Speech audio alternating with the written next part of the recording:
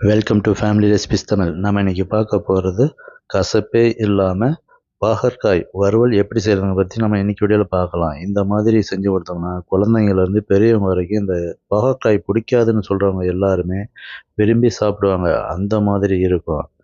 அதை எப்படி செய்யலாம் அதை பற்றி நம்ம இன்றைக்கி வீடியோவில் பார்க்கலாம். இப்போ வீடியோக்குள்ளே போகலாம்.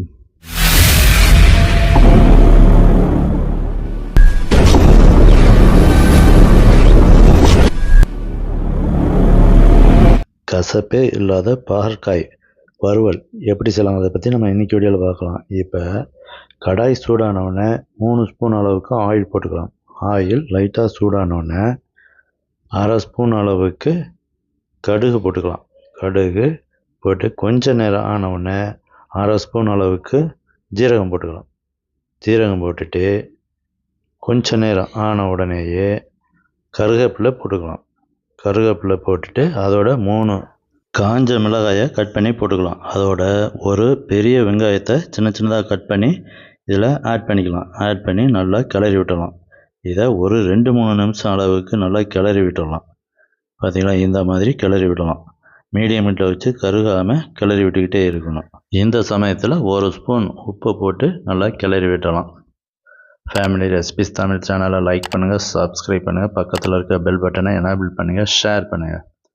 இந்த மாதிரி ஒரு 2-3 நிமிஷம் நல்லா கிளறி விட்டுட்டு இப்போ மீடியம் சைஸ் தக்காளி 2 தக்காளியை சின்ன சின்னதாக கட் பண்ணி இந்த மாதிரி இதில் ஆட் பண்ணிடலாம்.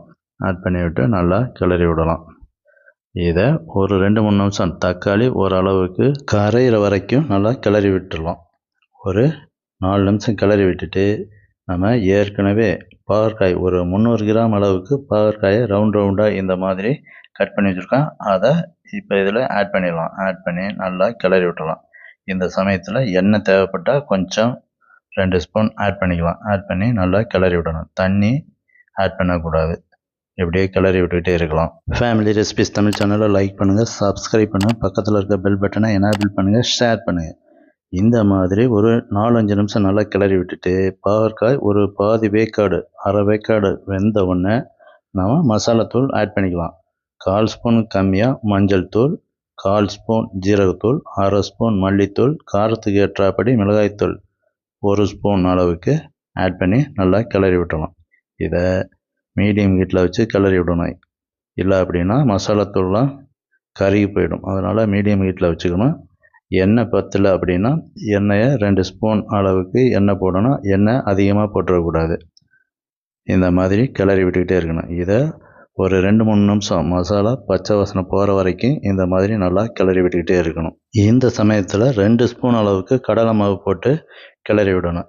கடலை மாவு போடுறதுனால அந்த கசப்பு ஏற்கனவே கசப்பு எண்ணெயிலே வேகிறதுனால கசப்பு இருக்காது. கொஞ்சம் லைட்டாக கசந்தாலும் இந்த கடலை மாவு போடுறதுனால கசப்பு சுத்தமாக இருக்காது. இந்த சமயத்தில் உப்பு பார்த்து உப்பு தேவைப்பட்டால் தூள் உப்பு லைட்டாக ஆட் பண்ணிக்கலாம். ஆட் பண்ணி நல்லா கிளறி விடணும். இப்போ இந்த கடலை மாவோட பச்சை வாசம் போகிற வரைக்கும் நல்லா மீடியம் ஹீட்டில் வச்சு நல்லா கிளறி விட்டுட்டு ஸ்டவ்வை ஆஃப் பண்ணிடலாம். இப்போ நமக்கு அருமையான டேஸ்டான பாகற்காய் வறுவல் ரெடி ஆயிடுச்சு. இந்த மாதிரி செஞ்சு கொடுத்தா குழந்தைங்கள்லேருந்து பெரியவங்க வரைக்கும் விரும்பி சாப்பிடுவாங்க. இந்த மாதிரி செஞ்சு கொடுங்க. ஃபேமிலி ரெசிபிஸ் தமிழ் சேனலை லைக் பண்ணுங்கள், சப்ஸ்கிரைப் பண்ணுங்கள், பக்கத்தில் இருக்க பெல் பட்டனை எனேபிள் பண்ணுங்கள், ஷேர் பண்ணுங்கள்.